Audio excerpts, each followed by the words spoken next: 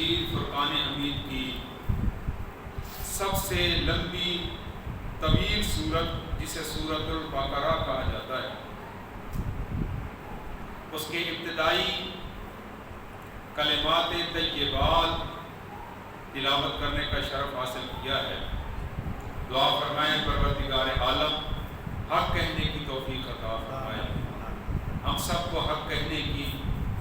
حق کو حق سمجھنے کی، حق بیان کرنے کی اور حق بات پر عمل کرنے کی توفیق عطا فرمائے۔ اس سورت کی ابتدا حروف مقطعات سے ہو رہی ہے، الف لام میم، جس کے بارے میں جملہ مفسرین کرام نے یہ فرمایا ہے۔ کثیر تعداد میں مفسرین کرام کا نظریہ اور ان کی تحقیق یہی ہے کہ یہ حروف مقطعات یہ اللہ اور اس کے رسول صلی اللہ علیہ وآلہ وسلم کے مابین ہونے والی راز کی باتیں ہیں، جسے یا خدا جانے یا مصطفیٰ جانے۔ اس کے آگے ارشاد فرمایا ذالک الکتاب لا ریب فیہ، قرآن کریم کے بارے میں ارشاد ہوا کہ یہ وہ کتاب ہے جس میں کسی قسم کے شک اور شبہے کی گنجائش ہی نہیں ہے۔ یہ کتاب ہدایت ہے، یہ منزل من اللہ ہے، اللہ کی طرف سے نازل کی گئی ہے، اور نازل کہاں کی گئی؟ قلب مصطفیٰ پر صلی اللہ علیہ وآلہ واصحابہ وسلم۔ قرآن کریم موقع بہ موقع تھوڑا تھوڑا کر کے جبریل امین پہلے آسمان سے لاتے رہے اور قلب مصطفیٰ پر نازل قرآن پاک ہوتا رہا، اور قرآن کریم اور صاحب قرآن کا آپس میں اتنا گہرا اور وہ تعلق ہے جس تعلق کو جتنا بیان کیا جائے یوں لگتا ہے کہ جیسے اللہ کی بارگاہ میں، بارگاہ خداوندی میں سب سے زیادہ درجہ محبوبیت اگر کسی کو حاصل ہے تو وہ ذات مصطفیٰ کو حاصل ہے۔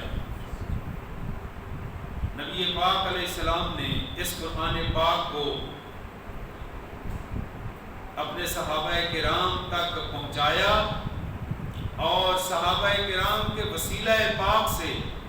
پوری روئے زمین پر اللہ نے قرآن پاک کے نور کو پھیلا دیا،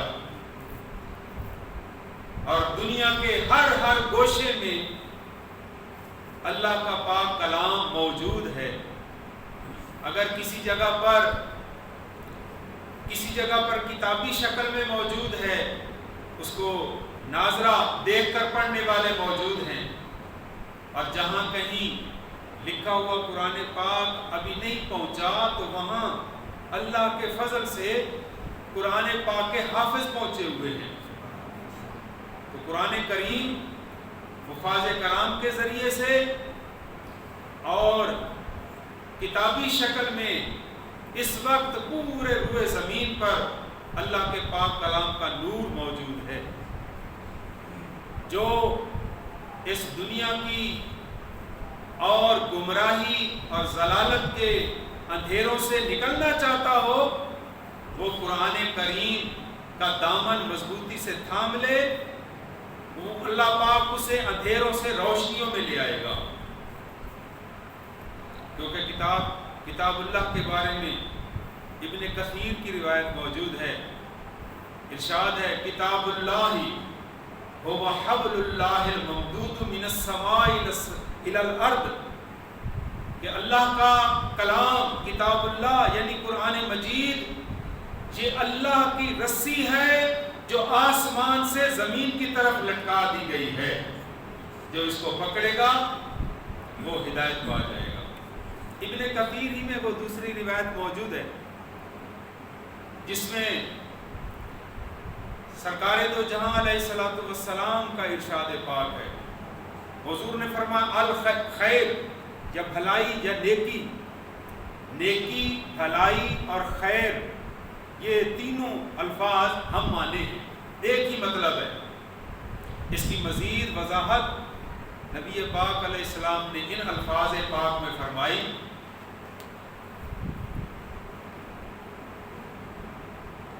ارشاد پاک ہے الخیر هو اتباع القرآن و سنتی، خیر یا نیکی یا بھلائی، نبی پاک علیہ السلام کا ارشاد ہے قرآن کریم اور میری سنت کی اتباع کا نام خیر ہے، اسی کا نام نیکی اور بھلائی ہے کہ قرآن پاک کی بھی پیروی کی جائے اور قرآن پاک کے ساتھ ساتھ صاحب قرآن کی سنت کی بھی پیروی کی جائے۔ حضور علیہ السلام کی سنت کی پیروی کے بغیر قرآن پاک سمجھ میں آنے والا نہیں ہے۔ اگر قرآن پاک کو سمجھنا ہو، اس کی گہرائیوں تک جانا ہو، اس کے نور کو حاصل کرنا ہو، تو پھر قرآن پاک کے ساتھ ساتھ سنت نبی کی اتباع اور پیروی بھی ضروری ہے۔ یہ میں 2 دفعہ جملہ اس لیے دہرایا جا رہا ہے کہ آج کل کچھ لوگ ایسے بھی موجود ہیں جن کو یہ حوصلہ اور یہ جرأت ہو گئی ہے، جو یہ کہنے لگ گئے ہیں کہ ہدایت حاصل کرنی ہو تو بس قرآن ہی کافی ہے۔ یعنی اس جملے کے اندر بظاہر تو آپ لوگوں کو بھی کوئی قابل اعتراض بات نہیں محسوس ہو رہی ہوگی، لیکن ذرا ٹھہر جائیے، رک جائیے، دوبارہ اس جملے پر غور کیجئے جو وہ لوگ کہتے ہیں کہ ہدایت حاصل کرنے کے لیے فقط صرف قرآن ہی کافی ہے۔ تو یہ ان کی جرأت ہے، یہ ان کی غلط فہمی ہے، یہ ان کی گمراہی ہے کہ قرآن کریم ہدایت کی کتاب تو ہے، لیکن کتاب ہدایت اس کے لیے ہے جو نبی پاک علیہ السلام کی سنت پر بھی چلنے والا ہو۔ حضور کی سنت پر عمل کیے بغیر قرآن پاک کا نور ہم حاصل نہیں کر سکتے۔ تو اس لیے ایسے لوگوں سے خبردار رہیے جو ان بظاہر خوبصورت لفظوں کے ساتھ بنے ہوئے جملوں سے عام مسلمان کے ایمان کو چھیننے کی یا چرانے کی کوشش کرتے ہیں۔ اللہ تعالیٰ ایسے چوروں سے بچائے، ہمیں مال و دولت کے چوروں سے بھی اللہ بچائے، لیکن اس سے بڑے چور وہ لوگ ہیں جو اہل ایمان کے سینوں سے ایمان کو چرانے والے ہیں۔ اور حوصلہ رکھیے، اطمینان رکھیے، اگر آپ کے دل میں حب مصطفیٰ ہے تو پھر دنیا کو کوئی بڑے سے بڑا چور، کوئی بڑے سے بڑا شیطان ہماری ایمان کی دولت کو لوٹ نہیں سکتا، کیونکہ محبت مصطفیٰ کا پہرا ہمارے ایمان پر آ گیا ہے۔ اور جن کے ایمان پر محبت رسول کا پہرا ہو، اس کو محبت الہی بھی نصیب ہو جاتی ہے اور اس کا ایمان بھی سلامت رہتا ہے۔ اور تاریخ میں ایسی ہستیاں گزری ہیں جنہوں نے محبت رسول اور محبت الہی کے پہرے میں رہتے ہوئے اپنے ایمان کی دولت کو بچایا، اور ایسا بچایا کہ آج تک اور قیامت تک ان لوگوں کا نام محبت، عزت اور احترام سے لیا جاتا رہے گا۔ میں آپ کے سامنے تاریخ اسلام میں سے دو ایسی ہستیوں کا ذکر کرنے لگا ہوں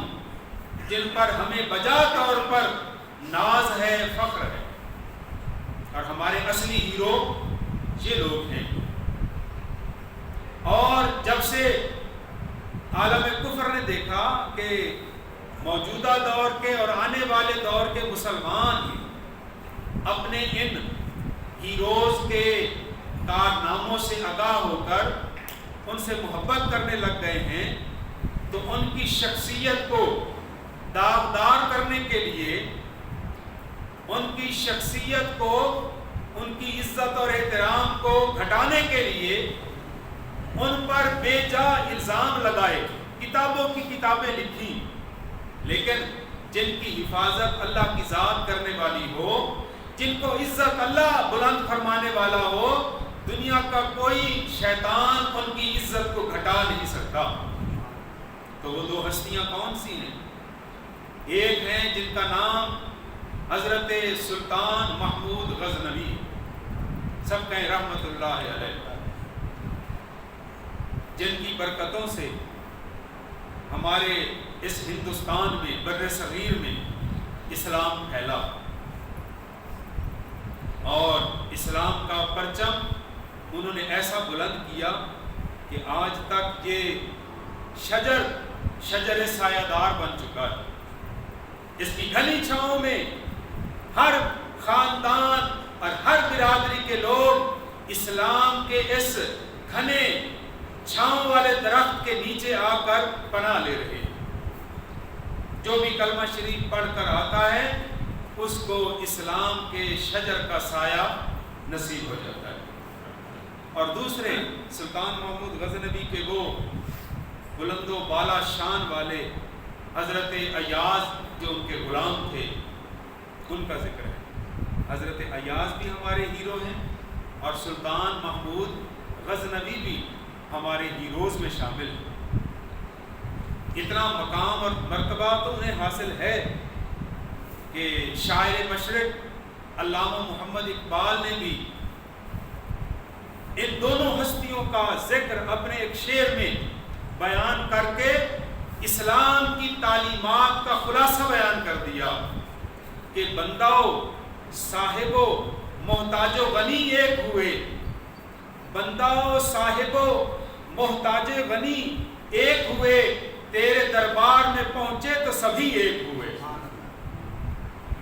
اور دوسری جگہ پر فرمایا کہ ایک ہی صف میں کھڑے ہو گئے محمود و ایاز،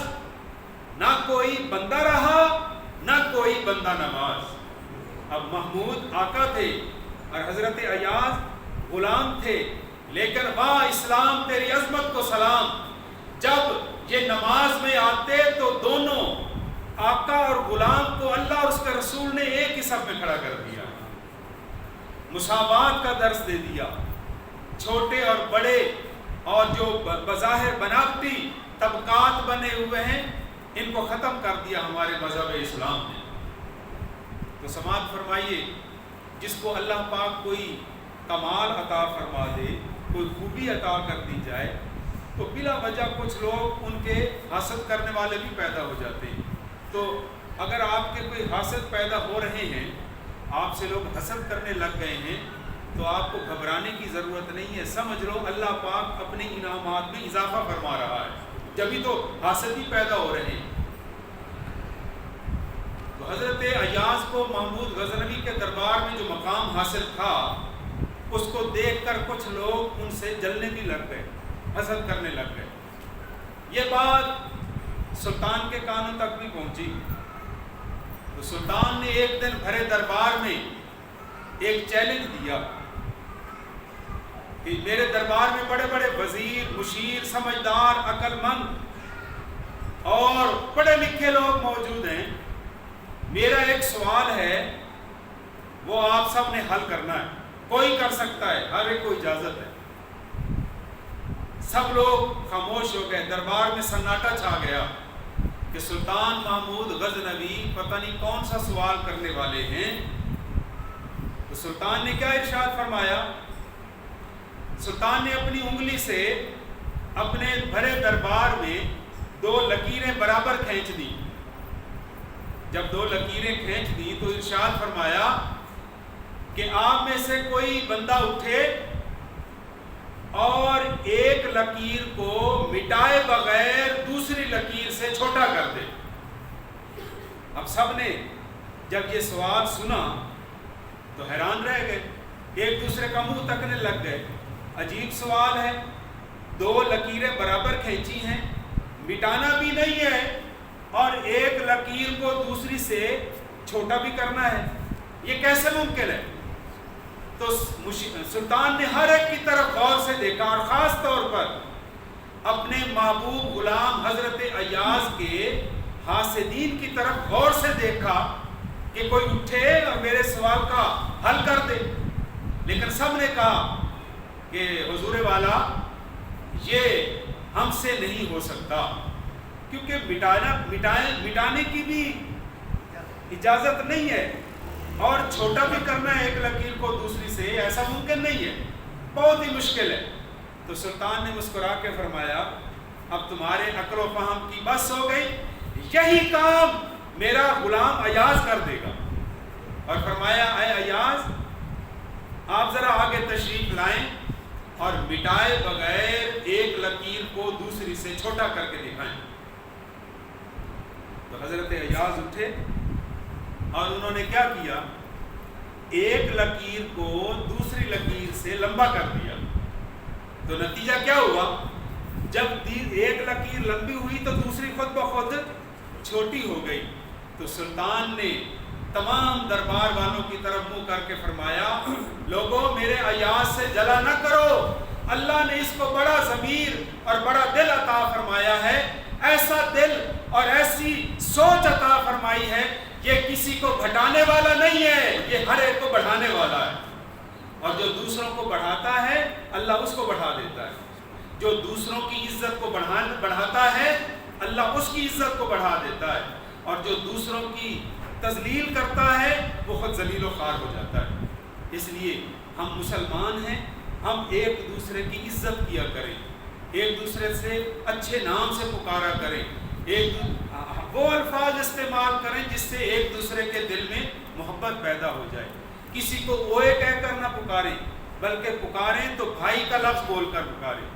اس کو اچھے نام سے پکاریں، اس کو اس کے نیک کام کی وجہ سے پکاریں، جو نیگیٹیوٹی ہے اس کو ختم کریں۔ ہر شخص کے اندر اللہ نے کوئی نہ کوئی خوبی ضرور رکھی ہے، البتہ دیکھنے والی آنکھ ہو تو خوبی نظر آ ہی جاتی ہے، اور خدا نہ خواستہ اگر آنکھ میں خرابی ہو، اگر آنکھ میں کوئی ذرہ پڑ جائے تو ہمیں صاف ستھرا ماحول بھی گدلا نظر آتا ہے۔